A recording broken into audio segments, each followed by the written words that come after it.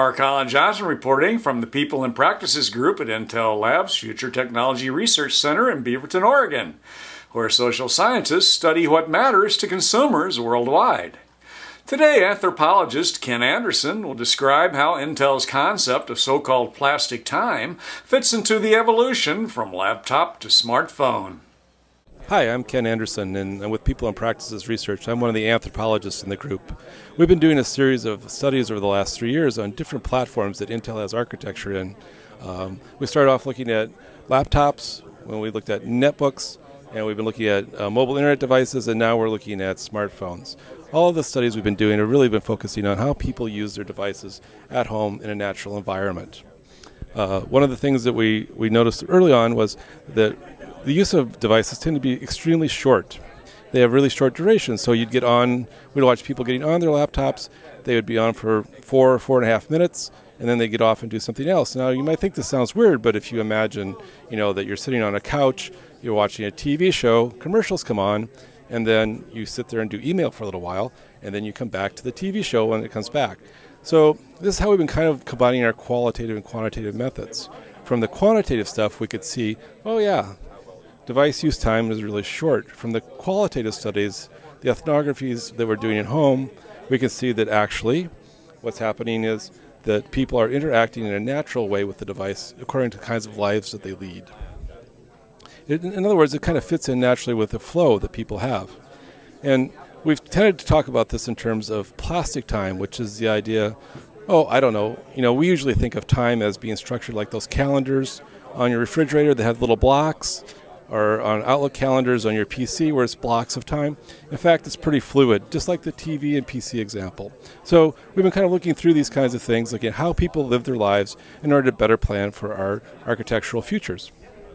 In terms of this kind of data, we've been working this into our engineering program by focusing on the need for turbo thrusts. So on one of the things being discussed these days is whether or not our chips need to have turbo power in order to meet this performance. And you can see if you're starting up and going down all the time, it becomes rather important to think about, I need that extra thrust at a certain moment in time, then it's going to crash down. So engineering groups have been using our data to kind of think about these kinds of things. As I said, we've done a series of 4 studies. This last one has been on smartphones. We were particularly looking at the Android phone, which is a Google phone. And we were kind of looking at, well, what are people doing? Because that's what we are interested in. And one of the things you might be able to see here in the slide is that your phone is no longer a phone. So the voice function of the phone is the 3rd most common thing that people do. It's not the first. We used to think about phones. I mean, even phones 2 years ago, you'd think, well, it's to make a phone call. It turns out now it actually could be used for your browser. Your browser is used more often for our participants in our study. The browser was used more often than it was as a voice device. So the nature of our devices have been constantly changing as time goes on. And this is an area that Intel is very interested in to understand where and what we can be doing. And if you can see this chart over on this side, and there's this box here. Underneath you can see a little difference between what people report doing, which was in the blue, and what we follow people doing, which is in the yellow. And this is important, particularly in the below part here, because you can see people are reporting that they're watching movies, listening to online streaming, using GPS, and watching movies, creating content all the time, or 50% of the time. But in actuality, you can see this isn't happening at all. And for Intel, this is a very interesting phenomenon, and so we're working on how do we enable people to more easily and better interact with different kinds of rich media on all of our devices. So we see this as an area that's currently not being addressed by processors in the Android phone, which we think that we can address with our kinds of Intel architecture. Another sort of area that we've been looking at is really, with Android phones, we think of them as mobile devices. I mean, we all carry them around, a phone of some kind in our pocket, and we think, well, we're being mobile with our devices. And this is kind of the image that we portray as mobile usage of PCs. The switch that we found by tracking people and actually talking to them is, this blue chart, you can see this dark blue area represents use at home.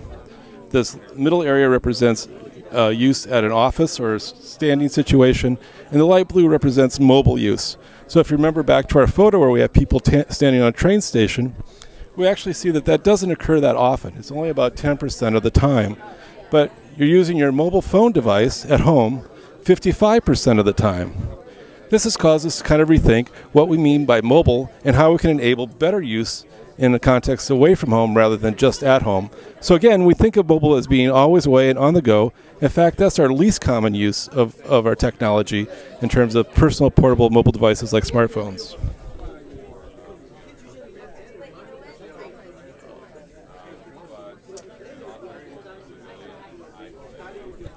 And finally, this kind of relates to a third point that I want to just briefly make, is really where is our digital anchor these days?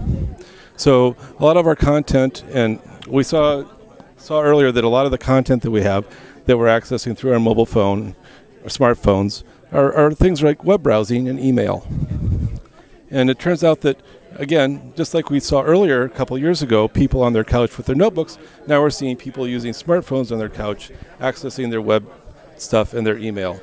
So in talking with our customer groups, we're talking about, well, where is a digital hub and how can we actually form a balance between the different kinds of devices people have, enabling a better experience rather than just a good enough experience on their current personal devices.